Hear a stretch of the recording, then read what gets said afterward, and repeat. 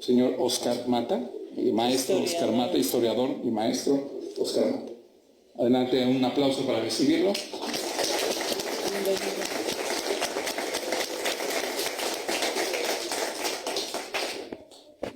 Buenas tardes a todos. Mi nombre es Oscar Mata Silva, soy oaxaqueño de la costa de Oaxaca, en un pueblo llamado Río Grande.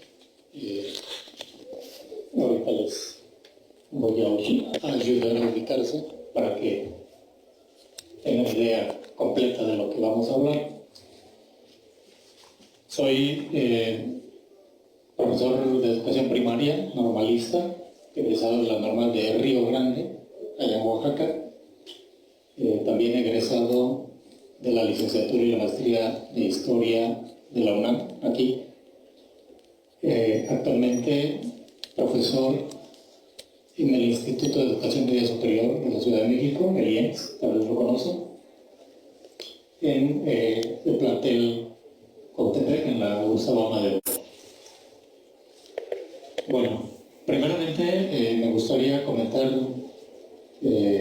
un poco sobre el documental, que me parece que no pudimos apreciar realmente el contenido y la problemática que plantea el documental, porque lo que plantea es una problemática, y me gustaría simplemente decirles algunas cosas respecto del documental. No sé si hoy fuera posible que pudiéramos ver en Google Maps la región, si nos pudieran ayudar con eso para ubicarnos.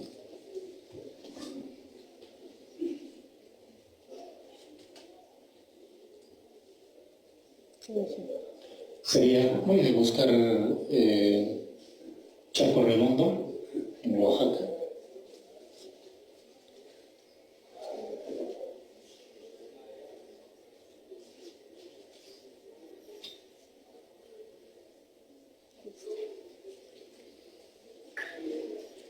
Si lo pudiéramos...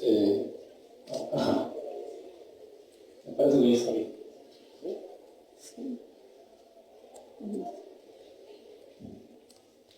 Bien, el documental se refiere a una comunidad que en los años 70 sufrió por los efectos de un huracán. En la costa son comunes,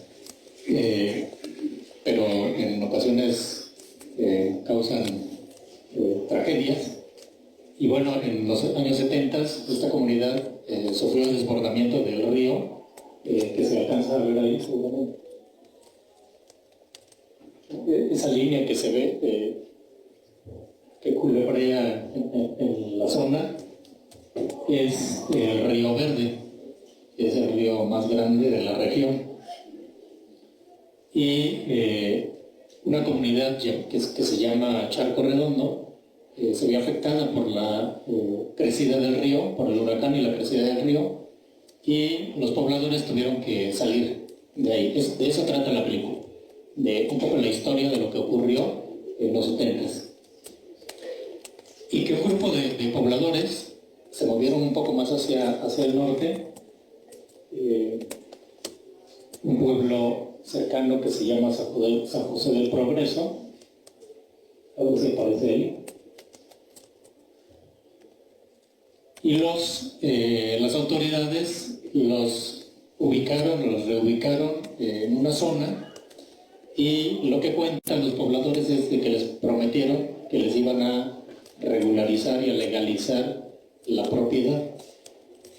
Y entonces se establecieron junto a esta comunidad de San José del Progreso, ahí mismo en la zona, solo un poco más hacia el norte, y a su comunidad le llamaron San Marquitos, en honor al santo patrón de este grupo, que es San Marcos, pero que hasta hoy, desde que ocurrió esa tragedia, hasta el día de hoy, esa comunidad no ha sido reconocida y los pobladores no tienen documentos de sus propiedades. Y entonces el título de la película, del documental, que es Nos hicieron noche, viene de la expresión de la protagonista, que es la señora que vimos ahí, que dice eso, que cuenta un poco la historia de lo que ocurrió, y su expresión es: nos hicieron noche, que más o menos significa nos timaron, ¿no? Nos engañaron, nos desconocieron, porque hasta el momento esa promesa de que les iban a regularizar su propiedad, la comunidad simplemente no existe, no aparece en el mapa oficialmente. Entonces, este es un poco el tema del documental, pero en general estamos hablando de la zona o la región de la población negra de la costa de Oaxaca, porque lo que se conoce como Costa Chica comprende la región del estado de Guerrero y la región de Oaxaca, que son colindantes y que al final es la misma geografía y la misma población. Entonces, simplemente esta parte corresponde a la zona oaxaqueña, la Costa Chica de Oaxaca. Y en particular yo voy a hablarles un poco de la migración negra en esta zona, en la zona de Oaxaca. Entonces, si me ayudan por favor con quitamos el mapa y vamos a la presentación.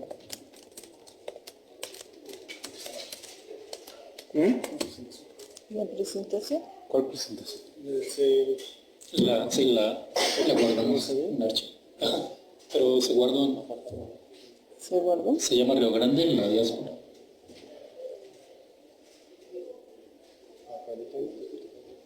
Sí, creo que sí. Río Grande y la... Y otra. Ahí está. Página de la diáspora africana. Sí, sí. Ahí está.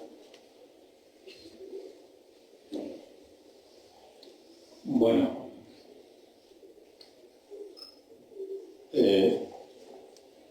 Si me ayudan recorriendo, por favor, la siguiente. Este es un poema, bueno, un fragmento de un poema de un poeta riograndeño que habla de la artesa, que era un instrumento de baile, de la música de los negros de la zona. La artesa es herencia de la africanía, es decir, viene de la tradición africana, la artesa. Y bueno, este es un fragmento del poema de la son de la artesa. Pasamos a la siguiente. Y bueno, yo hablo de la diáspora. ¿Qué es la diáspora? La diáspora es la migración y la dispersión, en términos generales, o más bien en términos particulares, de la población judía. La diáspora se refiere particularmente a la dispersión de los judíos en el mundo, ¿sí? Pero también de manera general el concepto de diáspora se refiere a la dispersión de una población de su lugar de origen hacia otros lugares, y se refiere a cualquier población. En este caso yo retomo este término para referirme a lo que ocurrió con la población negra después de su llegada a México. Ya lo refirió hace rato el profesor, que los españoles trajeron a los esclavos africanos a México, a otros lugares, pero en particular a México. Y bueno, a partir de ese proceso voy a hablar yo del final de la diáspora en la costa, y que tiene que ver con el pueblo de Río Grande. Bueno, aquí les presento un poco el mapa de los sitios de donde ocurre esta, más que migración, ¿no? Esta esclavitud de los africanos que son llevados a otras regiones, y en particular a América. Entonces, los principales sitios de donde salió la población negra y los principales sitios a donde llegaron a América.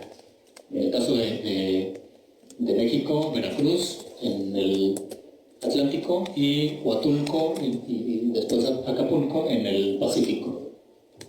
Por favor.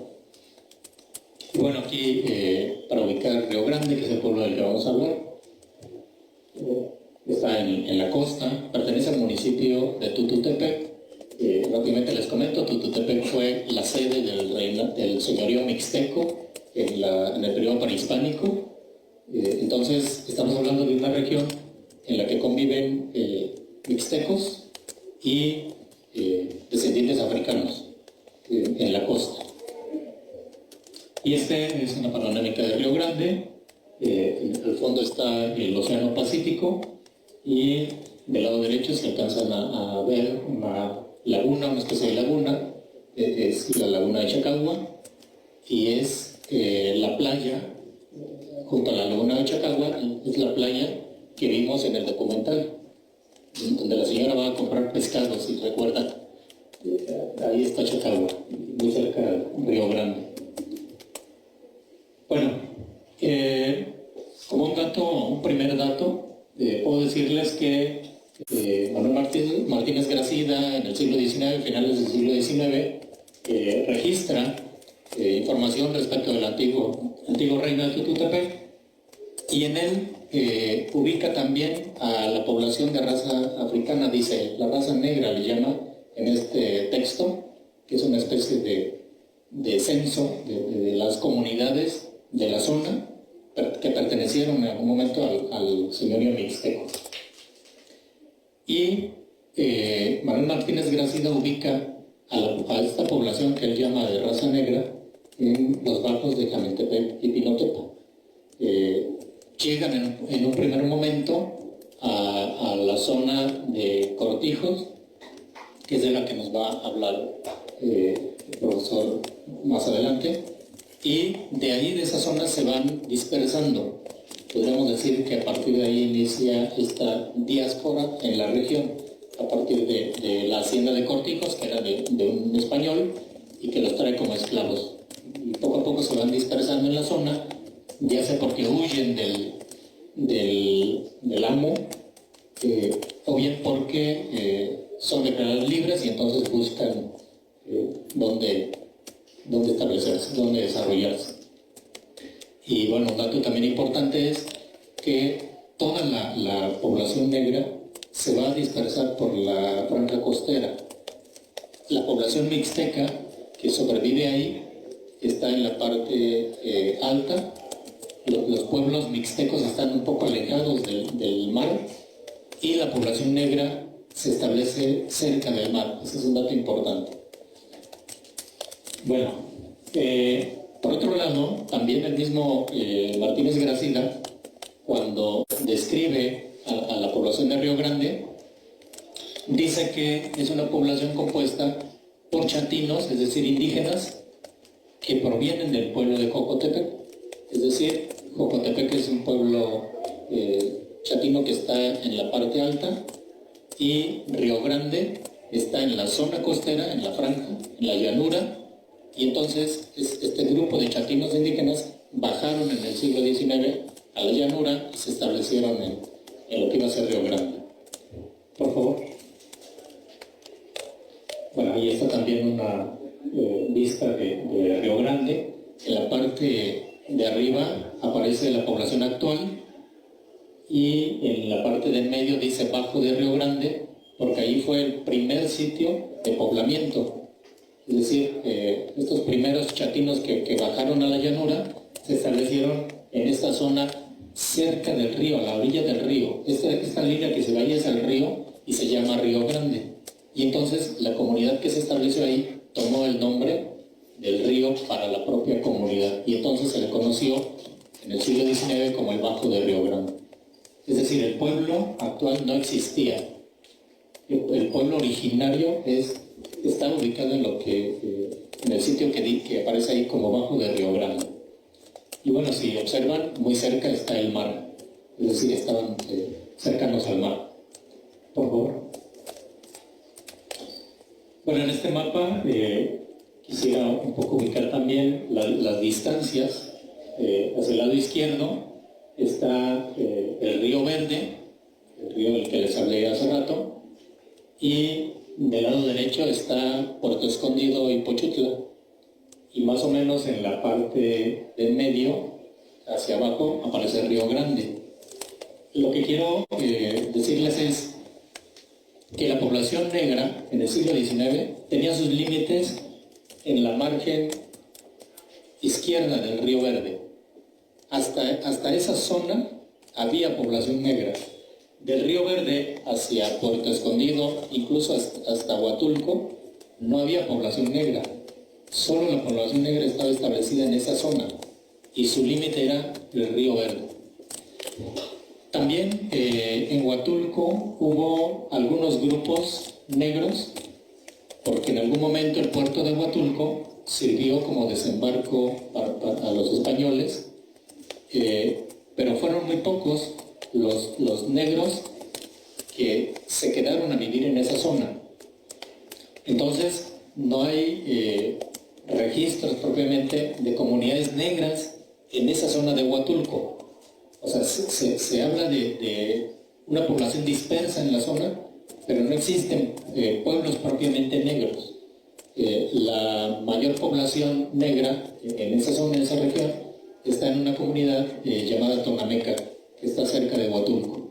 Pero solo esa referencia, y no es un pueblo negro propiamente, sino existen algunos grupos o familias negras en la zona.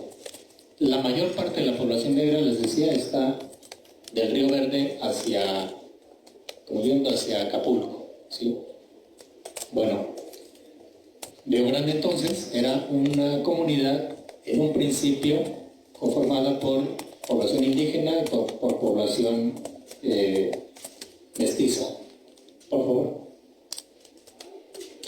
Esta ilustración la tomé de un texto de un antropólogo, Aguirre Beltrán, que hace un estudio de la población negra, es de los primeros que hacen trabajo sobre la población negra, Gonzalo Aguirre Beltrán, en los años 60.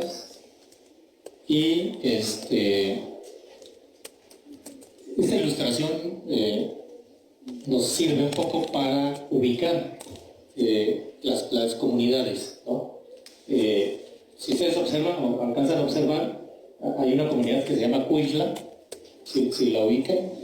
Esa zona es la zona donde llegaron los primeros negros, donde llegó el español con esclavos, y a partir de esa zona es donde se van a ir dispersando posteriormente, ¿sí?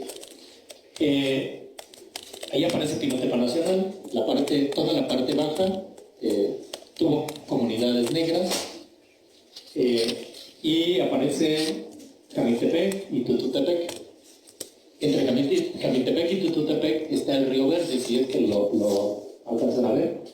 Esta línea que baja es el Río Verde del que les hablé. Y al final, el último es el Río Grande. Entonces, si ustedes observan, en la zona de Tututepec solo hay población indígena, que son mixtecos. Y hay chatinos, pero están en la zona alta, no aparecen aquí en la ilustración. Entonces, toda la franja, digamos, que comprende población mixteca. Y la orilla de la costa es la población negra. Pero como les decía, hasta el siglo XIX estaba limitada a esta margen izquierda del Río Verde. No había población hacia la margen derecha. Por favor. Bueno, en la etapa colonial, estas son algunas rutas, o quizás las principales rutas de comunicación, y entonces es importante comprender que en toda la zona costera había muy poca comunicación. Los caminos eran caminos de herradura, es decir, para animales y para las personas, pero poco transitados. En algún momento la corona española, en ese periodo colonial, decidió que ninguna población podía estar asentada en la zona costera. Todas las poblaciones tenían que estar en la parte alta a partir de las incursiones de los piratas. Acapulco, por ejemplo, y Huatulco fueron sitios atacados en varias ocasiones por los piratas, principalmente ingleses, y por ello la corona española trató de evitar que hubiera comunidades que pudieran ser afectadas por estas incursiones de los piratas. Entonces estamos hablando de una zona, una región abandonada, digamos, o aislada de las comunicaciones. Por favor.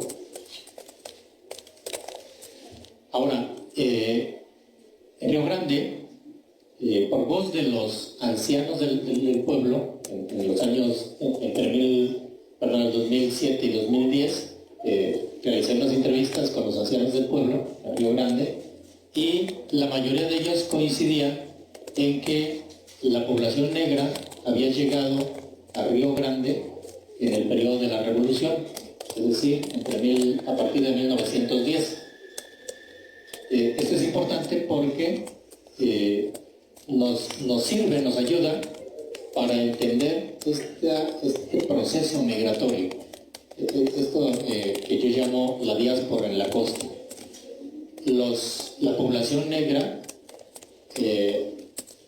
atravesó el río para dirigirse hacia el oriente y llegar a Río Grande. Al final, Río Grande va a ser el último pueblo negro de la costa. Es decir, el último me refiero a que la población negra que no estaba asentada en esa zona llegó a asentarse a Río Grande, pero fue, yo diría, la última parada de la diáspora africana, así le llamo. Bueno, entonces este dato lo recojo de los ancianos que nacieron más o menos en los años 20, es decir, que tuvieron conocimiento de este proceso migratorio. Por favor. Y bueno, aquí en el mapa, espero ubicarlos un poco, señalo el Río Verde como límite de la población negra hacia el lado izquierdo, el Río Grande y Tonameca, que les decía, donde hay referencias de que también hubo algunas familias negras en esa zona. Pero en toda esa parte entre el Río Verde y Tonameca no existían poblaciones negras. Todas las poblaciones negras estaban de la margen occidental del Río Verde hacia Acapulco. Por favor.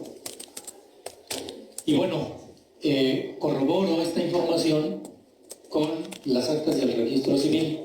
Diferentes archivos de ahí de la zona, por ejemplo, archivos del registro civil de Río Grande, de Tututepec, que es la cabecera municipal, o de Juquila, que en su momento fue cabecera distrital.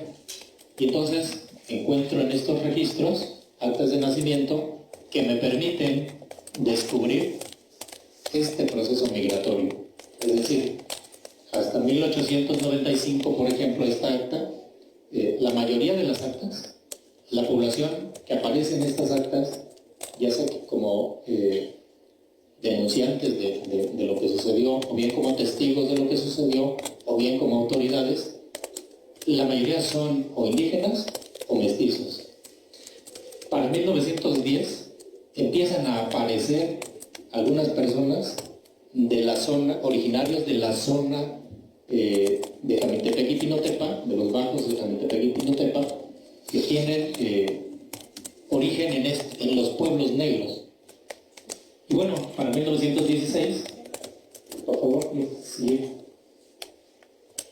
Para 1916, la gran mayoría de las personas que aparecen en las actas de nacimiento son personas originarias de esos pueblos, de los pueblos negros, de los pueblos de los bajos de Jamitepec y Pinotepa. Y entonces, una forma de corroborar que son personas que tienen un origen de descendencia africana, pues son los apellidos. ¿Sí? O sea, yo les comenté, soy de Río Grande, yo soy también de descendencia africana y también mixteca por parte de mi papá y negra por parte de mi mamá. Y entonces conozco todas las familias, conocía todas las familias de Río Grande, identificaba los apellidos, y entonces todos los apellidos que aparecen en estas actas, entre 1916 y 1922, más o menos es el análisis, la mayoría son originarios de estos pueblos y pertenecientes a familias negras. Esto fue muy importante. A partir de eso, Río Grande fue considerado en la zona y particularmente en la cabecera municipal como pueblo de negros. O sea, cualquiera que se refería a Río Grande decía, Río Grande hay negros. los negros de Río Grande. Y entonces Río Grande fue adquiriendo esa característica como pueblo de negros. En algún momento, yo diría los años 50 quizás, la gran mayoría de la población era población de origen negro en Río Grande. Y tuvo al final una extensión un poco más hacia el oriente, en una comunidad que se llama Cacalote, muy cercana ahí a Río Grande, donde un grupo de población negra de Río Grande se desplazó hacia allá. Pero digamos que era la misma población, simplemente se desplazaron un poco más hacia esa zona de Cacalote. ¿Y por qué se desplazaron hacia allá? Porque en toda la llanura del Bajo, de Río Grande, existía bosques de palmeras de lo que nosotros llamamos el corozo. Es una palma un poco parecida, no sé si la conozcan, seguramente no, un poco parecida a la palma de coco, pero en lugar de cocos tiene unos coquitos pequeñitos que nosotros le llamamos corozo. Algunos le llaman coquillo, pero el nombre común en la región es corozo. Ahorita se los damos. ¿Puedes pasar, por favor? Sí. Bueno, esta es una muestra de la población negra de Río Grande, una familia. Por favor. Estas son las palmas de corozo.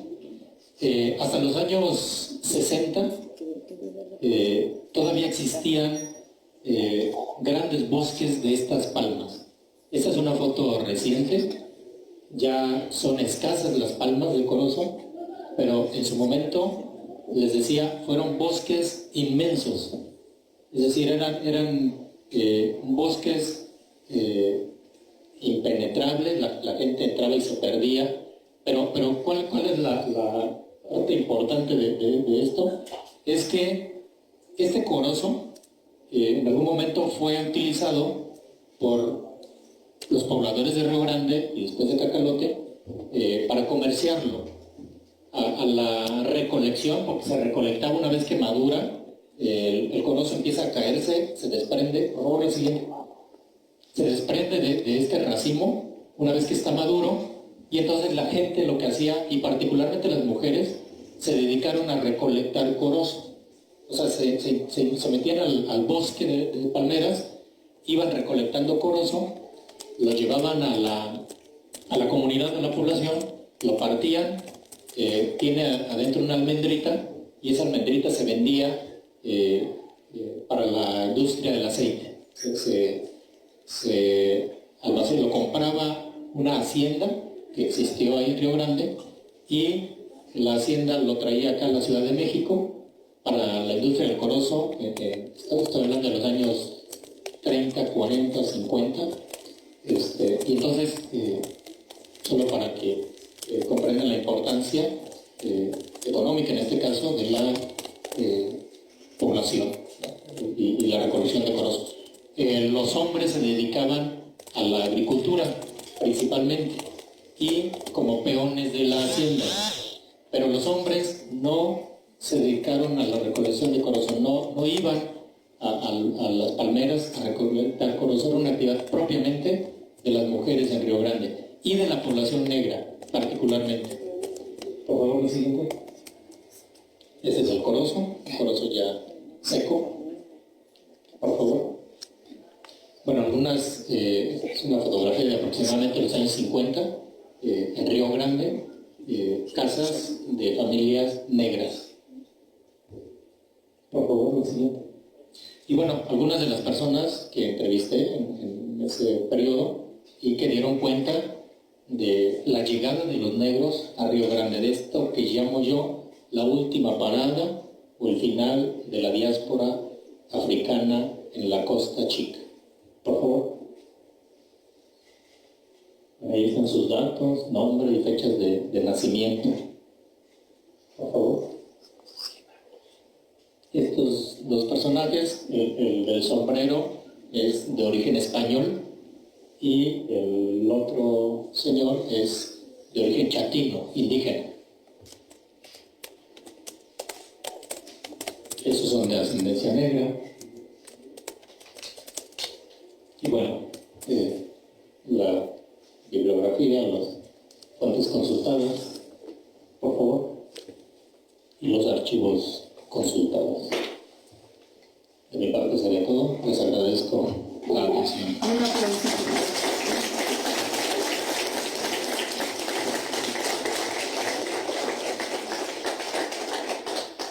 No sé si alguien tiene alguna pregunta, aprovechando el historiador. ¿Sí hay alguna pregunta al historiador? Claro. Honores de la historia. ¿Qué pasó? Bueno, Bueno, vamos a continuar. antes de continuar, ¿qué pasó? Aquí está. ¿Qué tal después? Adelante. ¿Qué tal? Muy buenas tardes, maestro. Creo que es interesante lo que nos manifiesta, porque creo que hoy por hoy es como si estamos formando nuestro México, y la población afromexicana es una población que hoy por hoy lucha y está luchando porque sea reconocida. No es que me guste tampoco a la indígena que viene, obviamente, esa gran lucha, pero también otros sectores que no se han visto, y la población afro-mexicana es hoy por hoy algo que es parte también de nuestra historia. Todos en otra forma tenemos esa mezcla africana. Y aquí en su exposición nos comenta que van migrando esa población afro-mexicana, ¿no? Emigra a esa parte de Oaxaca. ¿De dónde originalmente parte? Porque creo que la me un poco para llegar a esa situación de Oaxaca. ¿Son los afro-mexicanos que estaban ya también en Guerrero, o cómo se fueron moviendo? ¿Nos podría ampliar un poco más eso? Sí, bueno, creo que Álvaro también va a hablar más particularmente de la zona de Guerrero y del origen, pero brevemente les digo, llegan un español, trae esclavos, se establece en Coajimalpa, una zona que pertenece a Guerrero, pero que está en los límites con Oaxaca, y a partir de ahí, esa población que llega como esclavos de este español es la que poco a poco se va a ir dispersando, tanto hacia la zona de Acapulco, hacia Guerrero, el centro, hacia Acapulco, como hacia Oaxaca. Es decir, llegan a esa zona que comprende los límites de Guerrero y Oaxaca, y se van dispersando poco a poco tanto hacia Guerrero como hacia Oaxaca. Entonces, es esa población.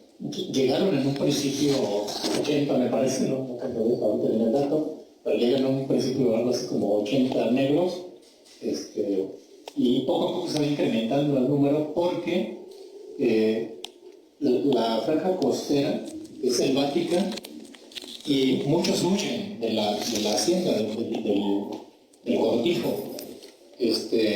Huyen y es muy fácil para ellos. Para los españoles es muy difícil buscarlos. A diferencia, por ejemplo, de lo que ocurría en Veracruz, acá en Guerrero y Oaxaca, era muy difícil para los españoles buscarlos y atraparlos y regresarlos con el amo. Entonces fue muy fácil para la mayoría de estos negros que al escaparse se podían esconder en toda la selva de la llanura costera.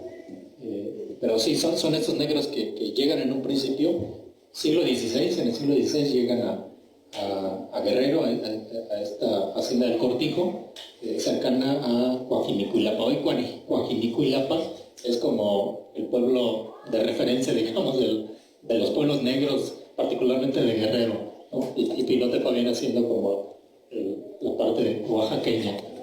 En Coajimalpa incluso hoy está el Museo de la Negritud, ¿no? Por si alguien quisiera saber más, Coajimalpa es una buena referencia. Muchas gracias. Aquí, compañero. No, si quieres así. Sí. Sí. De ahí también proviene, tengo entendido que México ha tenido dos presidentes descendientes de afromexicanos, exacto. Uno del primero creo que fue Vicente Guerrero. De ahí también proviene de esa zona, y también Morelos, de antes, y de otro lado. Sí, creo que tanto Vicente Guerrero como Morelos son de Guerrero, unos de Tixla me parece, Vicente Guerrero creo que era de Tixla, y Morelos de ya la zona cercana son, digamos, producto de esta dispersión que se va distribuyendo en toda esta zona, ¿no? Sí.